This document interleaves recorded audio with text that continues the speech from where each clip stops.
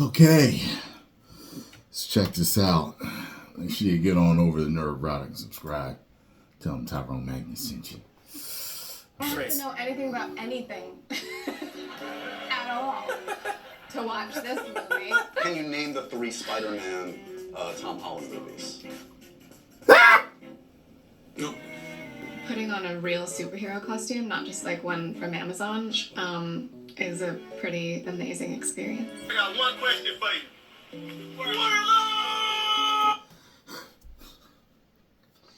I had no idea she was Don Johnson's daughter. And then once I realized it, I was like, oh my God. Sonny Crockett, the coolest white dude on television in Miami, man, in the 80s. My God. Spider-Man, here he comes. Here we come, yes. Premieres on Valentine's Day. Do you have any special plans for Valentine's Day? I'm gonna be asleep. Spider-Man, and he's back. I didn't know that was the Transformers little girl neither until I was sitting there watching, and I was like, wait a minute. Isn't that the Transformers 4 little girl? Or 5, whichever one it was. And she played Dora the Explorer or something. They grow up fast as hell. Like, I don't even... It's like when you see kids that you know, and then you ain't seen them in a while. You're like, wait a minute, that was 5 years ago when I saw you? So you was 10, now you 15. Good Lord. I don't know why it happens like that. Madam Web has no backstory.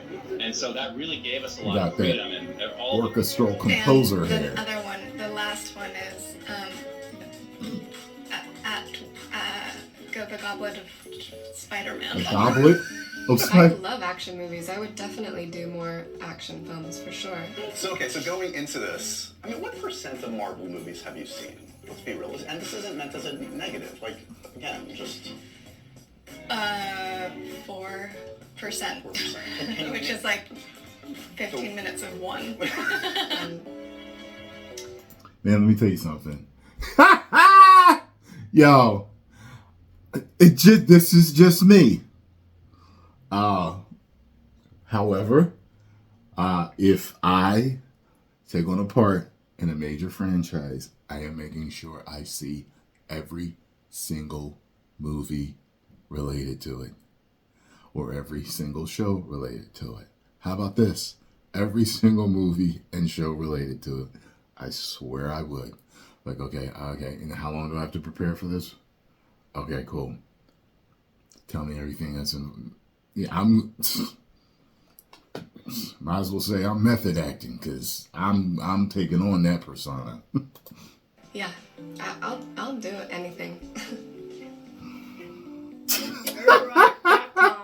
Greetings, you over 973,000 awakening wonders and the 40% who haven't subscribed yet. We've gone over a lot of bad films and TV shows on this channel, but rarely do we have something this bad. A film that will go down in the annals of history as not only the worst movie of 2000...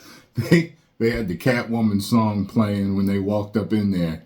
I don't know if I told y'all that in my review, but they did, which I thought was funny, because Catwoman is just, by most people's standards, a horrible movie. Even though I liked Halle Berry in the outfit, I liked her walk in it and everything. I thought she looked great as a Catwoman, but the movie wasn't good. But they had that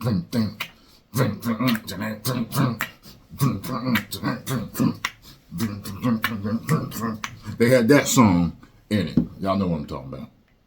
2024, it is the worst So they both ended up being really ever bad. made. Madam Web makes Catwoman look like Lawrence of Arabia. Madam Web makes Morbius look like Citizen Kane. Madam Web makes the Marvels... Okay, let's not go crazy. It's as bad as the Marvels. Yet, it is also the single best unintentional comedy of the year. Madam Web is directed by one S.J. Clarkson, who was most famous for directing a Game of Thrones prequel named Blood Moon that cost $30 million that will never see the light of day. After watching this monstrosity, Wait a minute, what?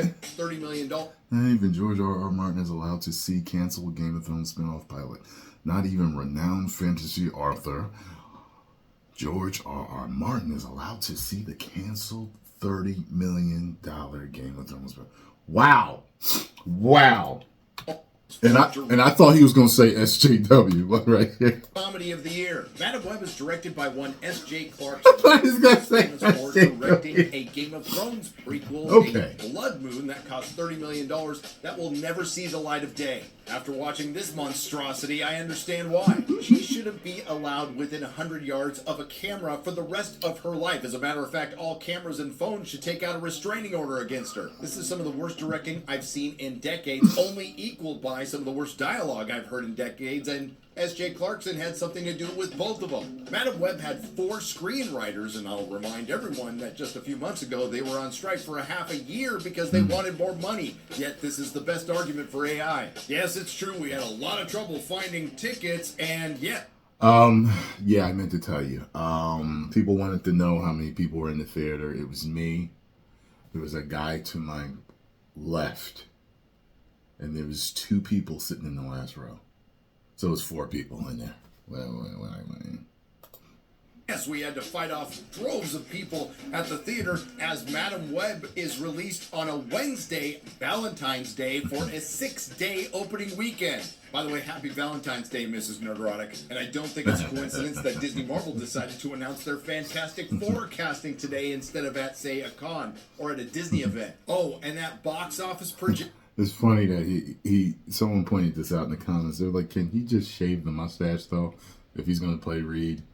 Yeah, and I've seen different iterations of Reed where he did have a beard or whatever, and yeah, Pedro can pull it off. He's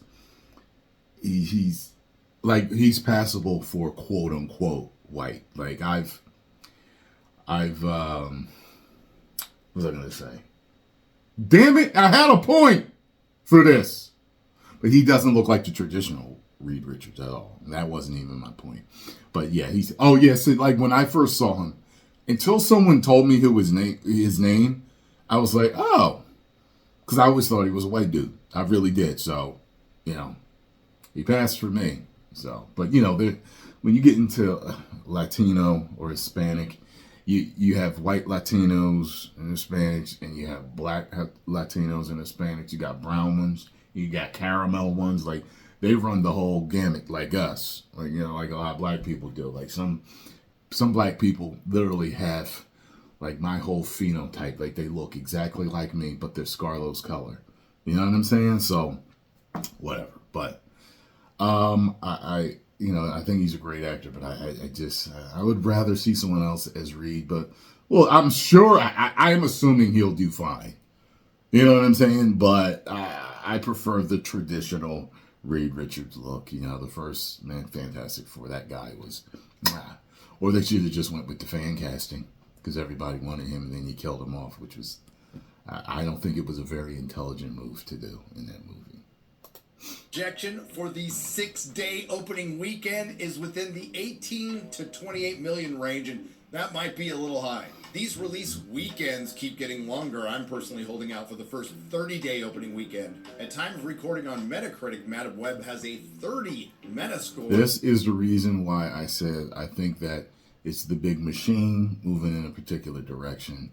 And it's kind of like, look, you either make the movie or you ain't got a job. That's what I think, because there's no way that they would put it out thinking that it was going to make money. There's no way they would have put out The Marvels thinking it was going to make money. There's no way they would have put out Secret Invasion thinking it was going to make money. There's no way they would have put out Ant-Man and the Wasp, Quantumania, if they thought it was going to make money. Okay? There's no way they would have put out Echo if they thought it was going to bring in some subscribers. There's no way they would have put out Hawkeye if they thought it was going to bring in a ton of subscribers. There's no way they would have put out She-Hulk if they thought it was going to bring in a ton of subscribers. There's no way. There's no way. This is kind of like, all right, put it out or lose money. But it's just cutting your losses. This is what it is, I feel like. It's cutting your losses. I think they're see, here's the thing. I mean, you saw No Way Home. So, you know what I mean? And that was good. It was a really good movie. It's not perfect, but it was a really good movie. Okay, that was what, $1 billion or $2 billion movie, right? Correct? So, they know how to make a good movie. They know what to put out. Just like Disney knows what to put out. They all know what to put out. But they've gone so hard in that other direction. It's just like, they got all this. The funnel is full. See, we had this thing in sales called a sales funnel. It was a certain way of doing business so that you always had customers coming in. But this customer that you called you today has been in the funnel since 6 months ago because they heard about you here, or they got a card from you there, or their friend bought the product and told you. See what I'm saying? So they were thinking about it and they finally got, see? So they've got this whole production funnel because they've had these things in pre-production and then eventually post-production, and they're realizing all of them are garbage and losing all this money. But rather than totally lose all their money and want to lose their shirt, they're cutting their losses and just putting them out anyway. That's what I think is going on. And I think eventually they'll be doing so bad and imploding or exploding that they will eventually get back to giving us the proper entertainment. Now, if they don't, that's I don't even want to see those post-apocalyptic entertainment times, but we'll see. Generally unfavorable, and a 1.5 user score, overwhelmingly dislike. The IMDb rating is a shockingly high 3.8 out of 10. If they never return to making good entertainment again, I'm going to change the channel name to Nostalgia Tyrone Magnus. It'll be all about all the older great entertainment. That's what it's going to be about. And on good old Rotten Tomatoes, the critic score is 17%, the verified audience is 66%, and the all audience is at 47%. All those scores are too high. Forgive me for stating the obvious, although that's what we do here on YouTube a lot. That's why I don't trust Rotten Tomatoes or Metacritic, especially in certain times. I feel like you can trust them for certain movies, for certain situations, but not anything that comes out as controversial. Safe for the corporate shill critics to crap on Madam Web because it isn't Disney. Unfortunately, the movie's star, Dakota Johnson, wasn't aware of this. As my good friend and internet sleuth Ryan Kittle pointed out, both Sydney Sweeney and Dakota Johnson tagged Marvel Studios with their Instagram posts. And I agree with Ryan's speculation. Both actresses probably thought this was a Marvel Studios film. And maybe that had something to do with Dakota Johnson firing her agent just... Or maybe they thought it was an affiliation. But I'll tell you this. If they're at that level and they don't know that it's not truly a Marvel movie, that's a situation. That's an issue that their team needs to handle and do a better job of communicating. Listen, I've already, like I told you, I know enough people in the industry, and it's like this. I know people that are higher, I know people that are lower, and it seems like, hey, any of you work in corporate America, it's the same way. One department does not know what the other department is doing, and this department does not know what that department is doing. This department doesn't know what the other department is doing. And that's why you can get so much mayhem in the movie business, I think. That's one of the reasons. But just remember, it's not like this pristine, perfect business because it's Hollywood. No, it's corporate America too. Days after the trailer drop, the one and only trailer for this film that was ratioed into oblivion. And if that wasn't bad enough, the review embargo only lifted 1 day before the film was released. Never a good sign. So, is it as... So, I think that this whole... I don't know if the public knows that when these review embargoes lift a day before, that usually means that the product is bad. I think that is a select few that know that, but I think that the more people that are educated on that, the companies may stop doing that, but only time will tell. As soon as you hear that, it's like, oh, it's bad. Bad as everyone says, it's worse. Well, I put this off long enough. Let's talk about Madam Web, because it's... No, I'm not going to say Webbin' time. That's what everybody's saying. It's Madam time. I couldn't wait to get out of the theater. A whole new level of crazy these days. The film's titular character, played by Dakota Johnson, is Madam Web, based on a character from the Spider-Man books, who also happens to be in one of my favorite Amazing Spider-Man stories of all time. Wait, Nothing can stop. let me do a Beavis and Butthead moment. Crazy these days. The film's titular character. He said that.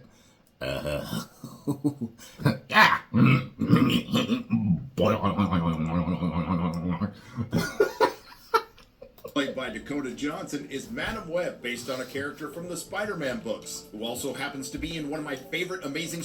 Madam Web, we've learned your languages from the World Wide Web. Spider-Man stories of all time. Sorry. Nothing Can Stop the Juggernaut, written by the great Roger Stern. Madam Web in the comics is a clairvoyant mutant who is old, blind, unable to walk, and hooked to a life support device designed by her husband. And according to the producers of the film, doesn't have a backstory. Madam Web has no backstory, and so that really gave us a lot of freedom, and all the, all the SJ, everybody, the freedom to like tell the story that they felt would be, right now, but still set in 2003, so that you could have the song Toxic. Okay. And Dakota... See, that's what I'm saying. Like, when you're a multi-billion-dollar business or trillion-dollar, I don't know how much money the whole Hollywood machine brings in. Everything from low budget to high budget movies. I don't know how much they bring in yearly, but it just makes me think, it's like, you see, he didn't know that. And when you're at that level, it's even more important to get your facts right. So it's like, okay. Yeah, and Mike Epps is in it, by the way. He doesn't play a funny like the part. Madam Web from the comics. She is clairvoyant, but then they made a few changes. She's not old, she's not blind, she's not unable to walk, she never had a husband to make that life support device, and she's not a mutant. Madam Web takes place in her own universe, which is separate from the Spider-Verse, which contains Venom. Okay, so the bad guy walks around in his bare feet the whole time, but I'm not sure why. Because his feet aren't bare when he's in his bad guy outfit. But it's only when he's stalking them when he's not in his bad guy outfit. His bad guy outfit has boots. So I don't get it. Is he just more comfortable on his feet? He can climb walls with or without them. So... Venom and Morbius, and despite having a direct connection with the Vulture, is separate from the Spider-Man Spider-Verse, which is part of the Marvel Cinematic Universe, at least for now. Did this take place in the larger Spider-Man universe?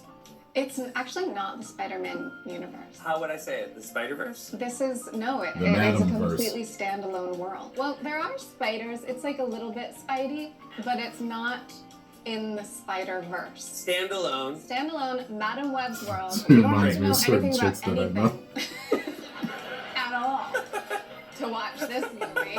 Madam Web receives her powers in utero when her mom... who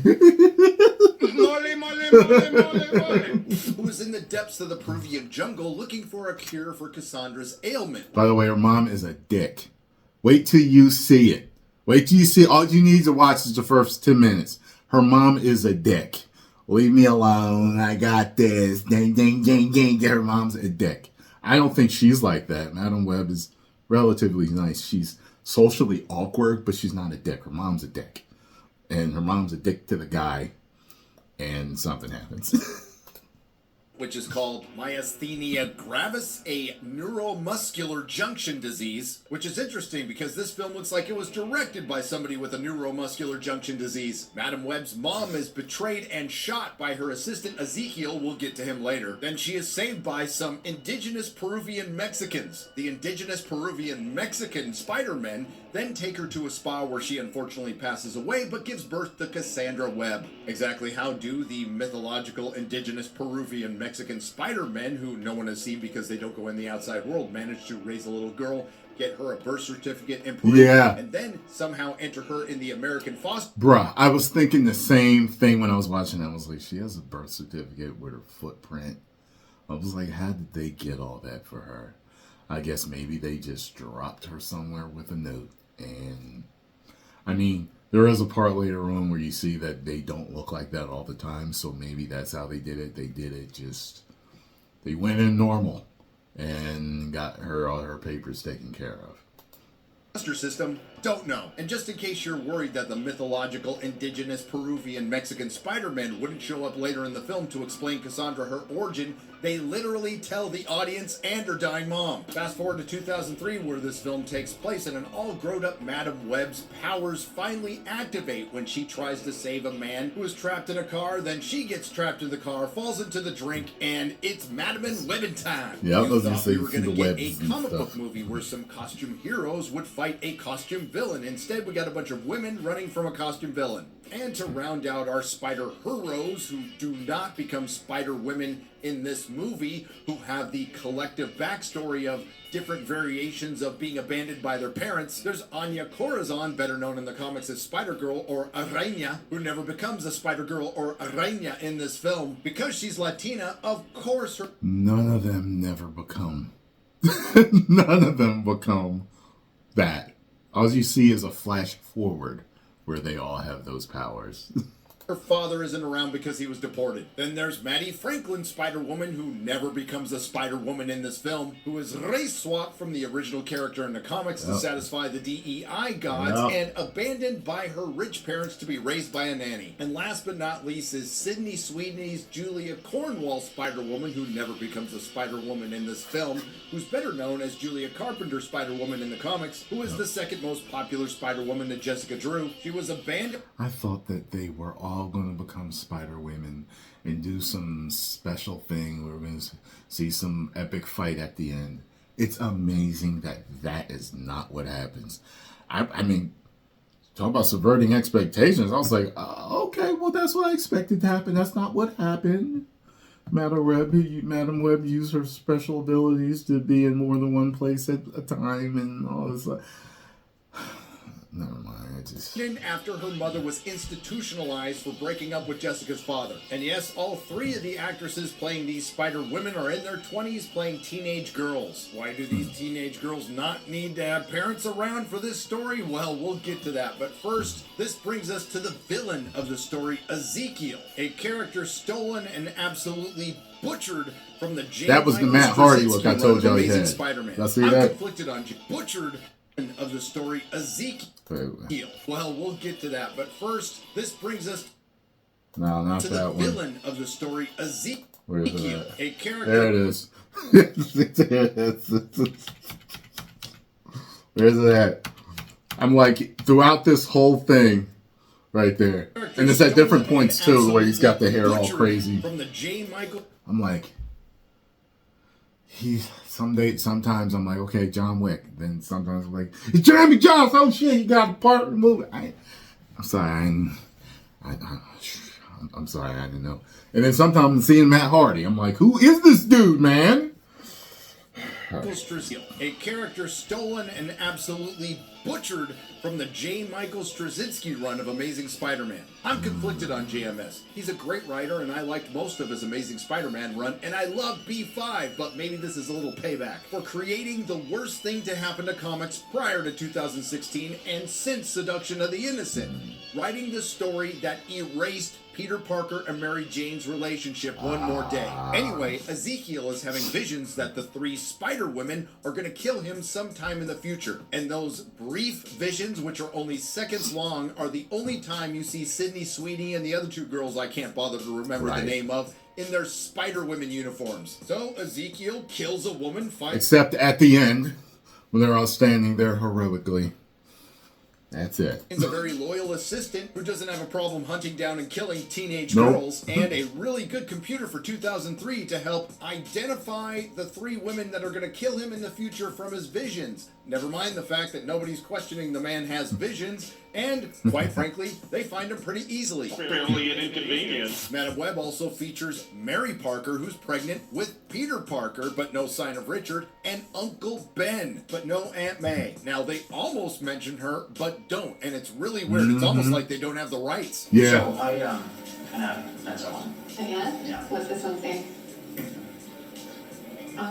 serious. Between Madame Web's horrific directing, abysmal acting, and dialogue that's quite frankly retarded, the rest of this 2-hour film is basically as bland and boring as its plot synopsis. Cassandra Webb is a New York City paramedic who starts to show signs of clairvoyance. Forced to confront revelations about her past, she must protect 3 young women from a mysterious adversary who wants them dead. But if you're forced to see this sober, there is a way to make it even more unintentionally hilarious. Because the best description for Madame Web is that it's a poorly adapted adult film comic adaptation. And when I say poorly adapted, I mean it. It has all the setup without the scenes of adults doing adult things. For example, there are the narrowly legal girls being saved by the older woman and taken into the woods of Central Park. You don't think this is weird? After that, the narrowly legal girls are left alone by the older woman in the woods of Central Park. Later on, the adult woman takes the narrowly legal girls home to give them CPR training. And if that wasn't bad enough, the adult woman drops off the narrowly legal girls who she just gave CPR training to at a motel with an adult man and his pregnant sister-in-law.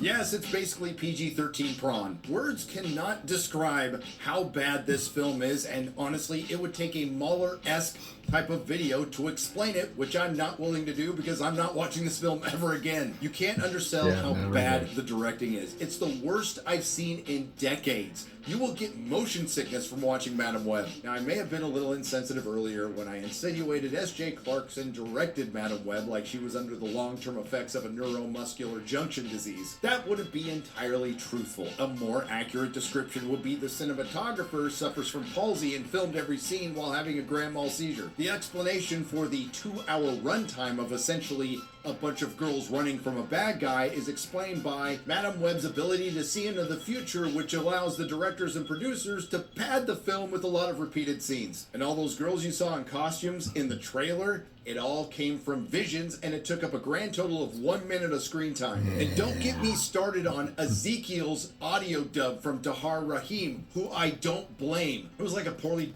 I forgot to tell y'all that there are points in the movie where it's like, why is it like he's dubbed and it's not matching his lips? Something is wrong. The tone's not right. Doesn't sound right.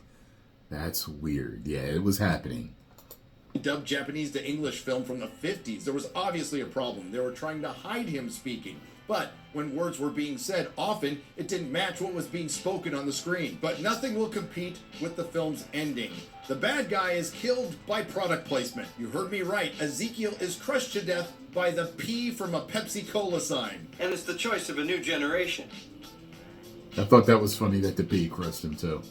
And all of this culminates into the origin of Madame Web. No, not the powers she got in the beginning of the film, which are essentially an enhanced form of spider sense. No, Cassandra Webb becomes crippled and blind, and she seems pretty happy about it. She also gets a costume. It was like extremely exciting and felt really cool, and you know, I mean, putting on a real superhero costume, not just like one from Amazon, is a pretty amazing experience. We're gonna see this.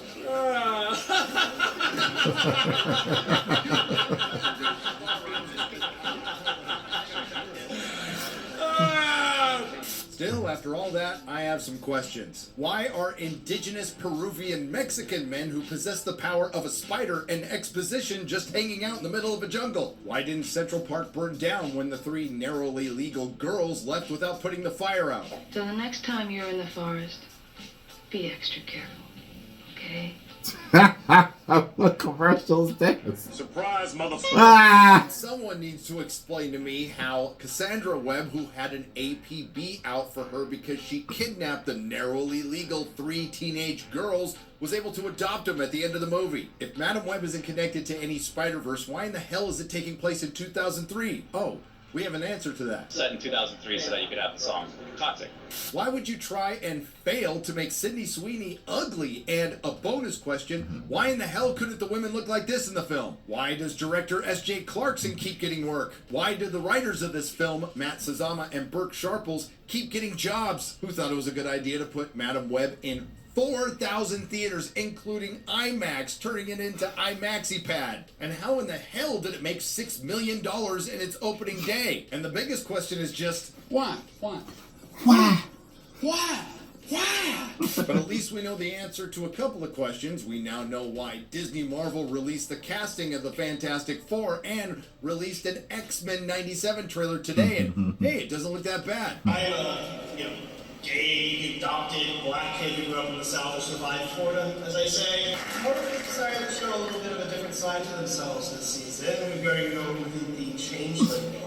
Well, so much for that. And you can't say Madam Web was any worse than the canceled Batgirl, but you can say Batgirl is the third most profitable superhero film in the last calendar year. Yes, Madam Web is a hilarious disaster. It's also the pinnacle of female superhero cinema. Madam Web is going to be a horrendous flop even at its $80 million budget, and quite frankly, that's a good thing because it was released on Valentine's Day and it avoided a National Divorce Day. Unfortunately for me, I thought I'd multitask and mix a little business with pleasure and take Mrs. Nerdrotic to see Madam Web on Valentine's Day, and according to the poll I just ran, I'm going to be set on fire. If you like what you heard, please like, share, and subscribe. If you didn't like what you heard, I got some good news for you. This is probably my last video. Cassie protecting these... I stopped the recording. I thought it was over. Is that an earthquake? Okay, we just had an earthquake. Okay. Good job. Yeah, good job as usual. Neurotic. Oh, good Lord. This movie. Post comments down below. Let me know what you all thought. If you enjoyed my reaction and thoughts, hit the like button, subscribe, and share.